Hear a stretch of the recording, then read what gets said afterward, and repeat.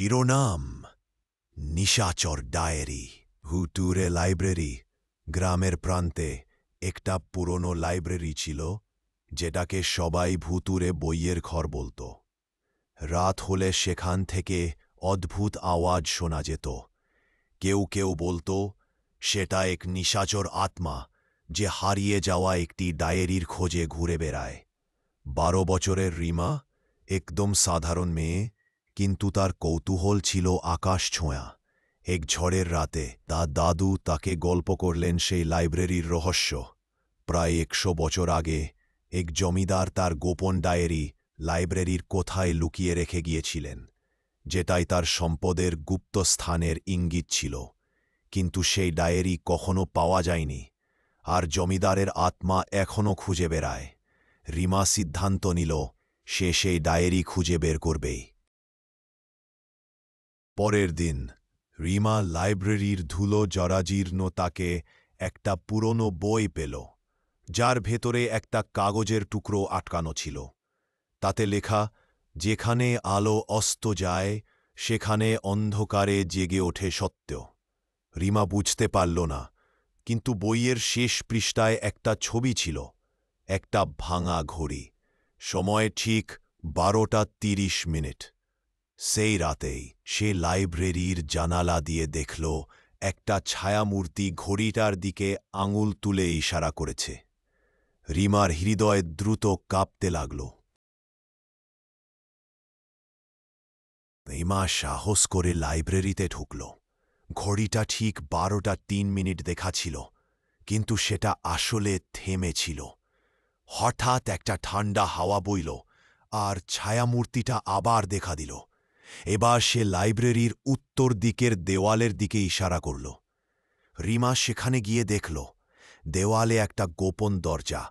ভেতরে ছিল একটা টিনের বাক্স, কিন্তু তা খোলার চাবি কোথায়?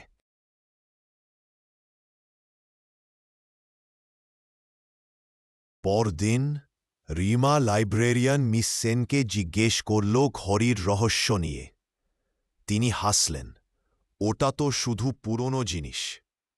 কিন্তু রিমা লক্ষ্য করল তার গলায় একটা চাবি ঝুলছে, ঠিক টিনের বাক্সের চাবির মতো। রিমা সন্দেহ করল মিস সেন জানেন ডায়েরির রহস্য। সেই রাতে রিমা আবার লাইব্রেরিতে গেল। চাবি চুরি করার পরিকল্পনা নিল, কিন্তু ছায়ামূর্তিটা তাকে থামাল। সে বুঝতে পারল আত্মাটি সাহায্য করতে চায়, বাধা দিতে নয়।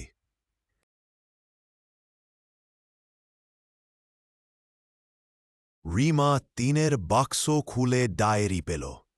শেষ পৃষ্ঠায় লেখা ছিল, ধন সম্পদ নয়, সত্যি ধন মানুষের নিষ্ঠা। জমিদারি হারিয়েছি লোভে, কিন্তু আজও বেঁচে আছি সততার অপেক্ষায়। ডায়েরিতে কোনো গুপ্তধনের ইঙ্গিত ছিল না, বরং জমিদার লিখেছিলেন কিভাবে তিনি তার লোভে পরিবার হারিয়েছেন। হঠাৎ মিস্টার সেন এসে চিৎকার করে বললেন, ডায়েরি আমায় দাও, আমি গুপ্তধন চাই। কিন্তু ছায়ামূর্তিটি প্রকাশ্যে এল, জমিদারের আত্মা। সে মিস্টার সেনকে শূন্যে আটকে দিল, আর রিমাকে বলল, এই ডায়েরি রক্ষা করো, এটাই আমার মুক্তি। পরের দিন রিমা ডায়েরিটি জমা দিল জাদুঘরে।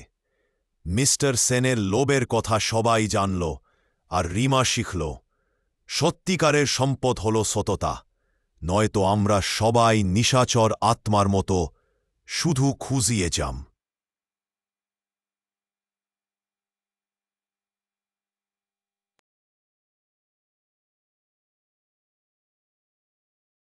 শিক্ষা। লোভ মানুষকে অন্ধ করে দেয়, কিন্তু সততা ও নিষ্ঠায় শেষ পর্যন্ত শান্তি আনে। রহস্য সমাধানের চেয়েও বড় শিক্ষা হল নিজের বিবেকের ডাক শোনা।